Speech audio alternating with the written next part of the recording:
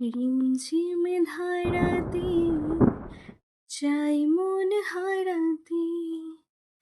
ইমা, আপনারা যা ভাবছেন তা না। তবে হ্যাঁ, বর্ষাকাল মানে এক অসম্ভব বিষণ্ণতা কাজ করে। সারাদিন আকাশের মুখ ভার কেমন যেন এক অন্তহীন যন্ত্রণায় রয়েছে, এবং এর মাঝের মধ্যে অশ্রুবিন্দু হয়ে ঝরে পড়ছে। তবে বৃষ্টি হলো প্রকৃতির যেন আরো সজীব হয়ে ওঠে, যেন কেউ সঞ্জীবনী ছিটিয়ে দিয়েছে। টুপটাপ করে একটা পাতা থেকে আর একটা পাতায় জল গড়িয়ে পড়ে কিরকম অদ্ভুত একটা শান্তি কাজ করছে। গোলাপ গাছগুলো অর্ধ শুকনো ডালগুলো থেকে আবার নতুন রসদ পেয়ে শাখা বিস্তার করতে শুরু করেছে। ঢ্যাঁড়স ফুলটার উপর দেখুন, বৃষ্টির ফোঁটাগুলো কি যে অপূর্ব লাগছে, বলে বোঝাবার কথা নয়।